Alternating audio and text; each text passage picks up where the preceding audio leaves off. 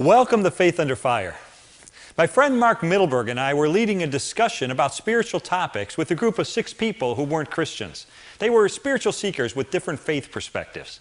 Mark was curious about what they would think of Jesus' words when he said, "I'm the way, the truth, and the life. No one comes to the Father but by me." So he recited the verse, but before he could even ask his question, one of the participants blurted out, "That's arrogant."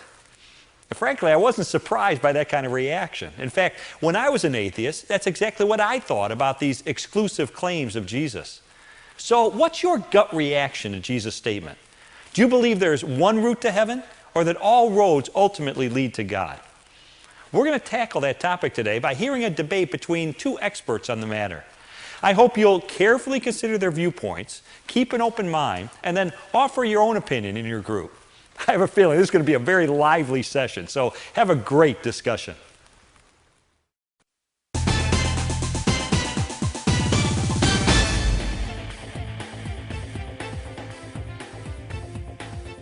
Do all roads lead to God?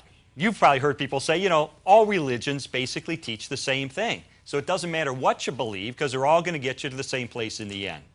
But is that really true? We want to put that to the test. I'd like you to meet Kenneth Bowers, a member of the national governing body of the Baha'is of the United States and author of God Speaks Again, an introduction to the Baha'i faith.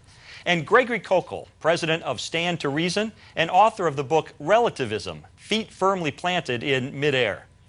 So Ken, let me begin with you. Let me just see if I understand the Baha'i religion correctly. It says that God has progressively revealed his plan for humankind through a series of prophets. And those prophets would include Abraham, Zoroaster, Moses, Krishna, Buddha, Jesus, Muhammad. So in a sense, all these world religions are part of the same grand unfolding truth, and consequently, ultimately, all roads lead to God. Is that a fair assessment is my first question. My second question is, why do you believe that? Well, first of all, I think it's fairly accurate. I would say that instead of all these different roads leading to God, another way of putting it would be that there is one God who has revealed the same path through all of these different divine messengers throughout history. And a metaphor that might be used to explain it would be that of, say, a school where we're the students, and from time to time we get a teacher who teaches us certain lessons, and then we progress to the next, and so on and so forth. As to why I believe it, I believe that that is perfectly compatible with the religious scriptures of these great world religions. Baha'u'llah, the founder of the Baha'i faith, wrote extensively about this, and I find his explanation of this truth to be compelling and convincing. Greg, is that the way you see things? Well, there's a fundamental problem, it seems to me, Lee, in this way to approach it. The question is whether there is really one path described here or not. Let's face it, Jesus claimed to be the Messiah. Either he was the Messiah or he's not the Messiah. If he's not the Messiah, the Jews are right and the Christians are wrong. If he is the Messiah, then the Christians are right and the Jews are wrong. But under no circumstance can they both be right. When you die, you either go to heaven or hell, or you get reincarnated, or you get absorbed into God, or you lie in the grave, but you can't do them all.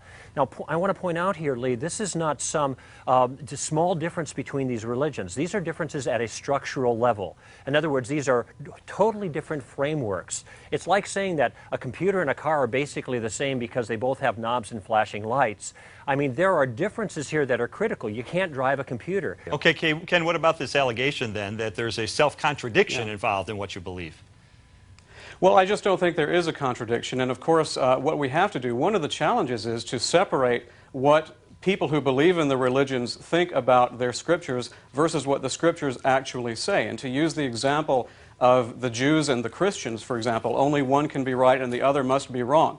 Well, a Christian would say that the Jewish interpretation of the Old Testament is wrong if that leads them to reject the Messiah, but not that the Old Testament itself says something wrong about the nature of God or that it didn't originate from God. Yeah, well, I guess people are going to have to judge for themselves, Lee, on this one, but look at the claims that Jesus made. Certainly there are scriptures that are difficult to understand. There's no question about that. There can be debate about these things. But that Jesus claimed to be the Messiah is not difficult at all. It's central to his view.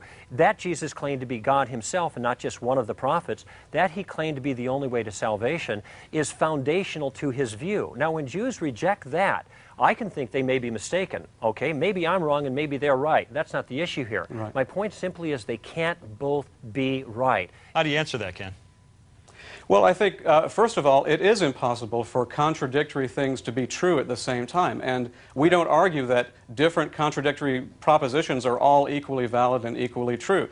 In fact, we happen to believe that Jesus was who he claimed to be, and that anyone who doesn't interpret the Old Testament that would lead, in a way that would lead them to believe in Jesus would be incorrect. And so we don't say, well, the Jews are correct and the Christians are correct. We don't go with that. With respect to Hinduism, for example, if you go back to the actual Hindu scriptures, what you find is that they're remarkably similar to the teachings of the Bible. Now, it's true that over the course of centuries there have been interpretations that have been added, but in terms of the existence of a supreme being, it's there. In the case of Buddha, I've heard it said, for example, that he taught that there is no God, but of course he didn't, that it's rather the contrary. He said that there is. This isn't going to work, and I'll tell you why. In Hinduism, Atman is Brahman, and Brahman is Atman.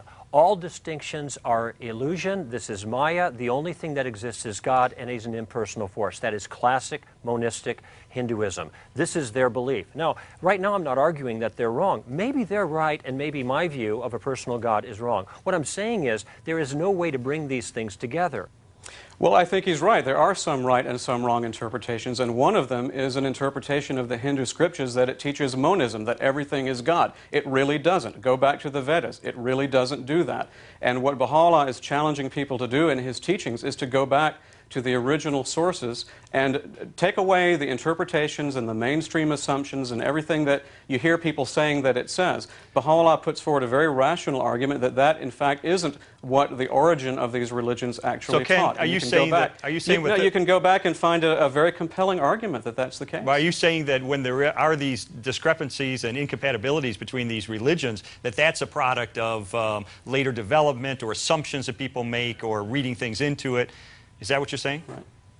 Well, that's part of it. Baha'u'llah himself said that one of the issues with religion is that it has a progressive nature. That is, that as these divine teachers, as these messengers come, they do shed more and more light on spiritual truth, and that's something that would continue into the future. But the second thing is that the followers of those religions, over time, particularly the older the religion is, tend to add their own interpretations and bring in other things from their cultures and their own limited understandings and make those primary beliefs that weren't really part of the original teachings. Lee, there's a lot of truth to what he says about interpretations and the like, and I think we can sympathize with Ken's remarks there. But listen what he's asking us to understand, though, and to believe. He's asking us to believe that essentially all of the major religions represented in the world today have gotten it wrong, and Baha'u'llah has gotten it right, and he sees what most of the other leaders and theologians of those religions don't see.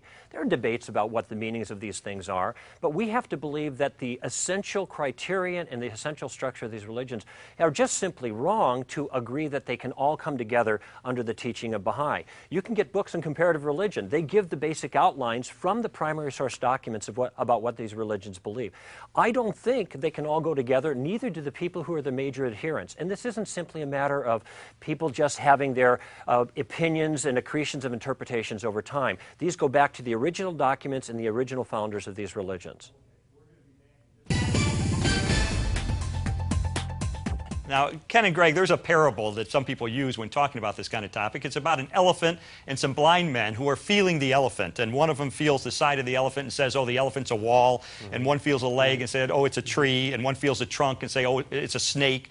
Another one feels the ears and says, oh, it's a fan. But the king sees the whole truth. Ken, does that shed any light on understanding what you're saying here? I think it's an imperfect metaphor, because what that implies is that human beings, without any help from God, are trying to figure things out the best way they can, and everyone's getting a take on it, and it's just as good as any other take. I think that the Baha'i Faith doesn't really teach that at all. It teaches that God is very active in human history, has sent these teachers for our education, and has revealed truth to us. So it's hard for me to buy in completely to that metaphor. Okay, great. What I'd like to say, no, I agree with Ken. I think that's a good observation in that because it implies that we're all blind, and in fact, if we're all blind, then why should we believe the parable of the elephant? Because that's just another blind person leading the blind. What's interesting about the parable is that in the parable there is a king who sees the way the world really is. And I think there's a value here in understanding that human beings can get some things right, but then there's some points of confusion as well. And this is why we need the king who sees all the way it really is to tell us the way reality is so that he can correct our misperceptions. And what does that king tell us, Greg, in your opinion? In this particular case, we have God who's revealed himself through the Scriptures. Scriptures and finally through Jesus, whom the Baha'i faith looks to as a prophet. And I think this is great. Let's look carefully at what Jesus says about himself. The curious thing, Lee, is that Jesus was not a pluralist. In fact, he was a Jew, which first commandment was there should be no other gods before the real God. Moses offered that. There is one God. The God of the Bible was not a pluralist. He condemned all of those other false religions of the time, and Jesus followed in that tradition, saying he was the only way of salvation. He didn't say that there are more people coming after him. In fact, it's interesting that Baha'u'llah sees Matthew 24, which is Jesus' last major discourse, as a fulfillment of prophecy of himself, when indeed Jesus only prophesied that there would be false messiahs and false prophets that were coming there. You can read it yourself, Matthew 24. It's very easy to follow. The disciples asked, what is the sign of your coming and the end of the age? Jesus said, I'm telling you in advance, don't be misled, and then gives 3 different warnings about false messiahs, and then he says, I will come in the sky so everyone will see me. This cannot be misunderstood, but Baha'u'llah takes this as a prophecy, not of false messiahs, but of him coming in the future, when Jesus meant just the exact opposite. Well, how do you respond to that, Ken? I mean, he's accusing your prophet of being false, I think, if I'm understanding it. Well, right. that's exactly what he's doing. But remember, when Jesus was alive, that's exactly what happened to Jesus. You know, Greg mentioned a little while ago that Baha'u'llah is making claims that stand against the received wisdom of countless adherents of these major religions, and he's just asking us to buy into this stuff. No, people can read the text for themselves. Read the words of Jesus for themselves. Okay, that's important to say. That's important to say because, and that's also important to remember what happened when Jesus himself appeared, because if it were up to a vote, then Jesus would have to be wrong. I'm not saying it should be up to a vote. I'm saying that you should listen to the words of Jesus himself. You said because it's against the prevailing viewpoints of the members of these religions. Ken, I said yes, that you should listen to what Jesus had to say himself. Jesus gave Matthew 24 a discourse in which he answers a question asked by his disciples, what will be the sign of your coming and of the end of the age? And the very first thing he says is he offers warnings against false messiahs. Now, I'm not talking about the accretion of interpretation over the last 2,000 years. I've read the New Testament. Okay, Greg, I've then read the New people can Testament. read that for themselves, and it's not unclear They should read it for themselves.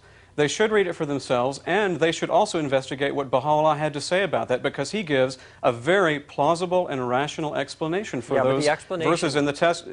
Well, you can say that it's wrong, Greg, but I'm not saying it's wrong. I find it perfectly compatible. I'm not saying it's wrong. That's not my point here. I think it is wrong, but what I'm saying is when you put the prophecy of Baha'u'llah, his interpretation of Jesus, next to the words of Jesus themselves, he isolates a couple of phrases from there about clouds and power and lightning and things like that. When you read the entire passage, you see that those terms fall into a context of a greater thing, a clear description of Jesus' second coming with warnings about false prophets who would even give miracles. There is a narrow gate, there will be false messiahs, there will be false Christ, and Jesus himself will return to this earth.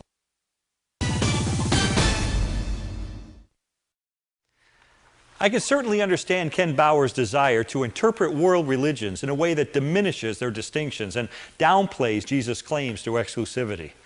However, I agree with Greg Kokel. There are irreconcilable differences at the very foundations of the world's religions. To give just 3 examples, polytheists believe there's a multiplicity of impersonal gods. Christians believe in one triune and personal God, with Jesus as God's only Son. Muslims specifically deny God's triune nature and Jesus' divinity. To gloss over these differences is to gut these religions of their essential beliefs. To me, Jesus' teachings are clear. He is the only way to God. Otherwise, his death on the cross would have been superfluous.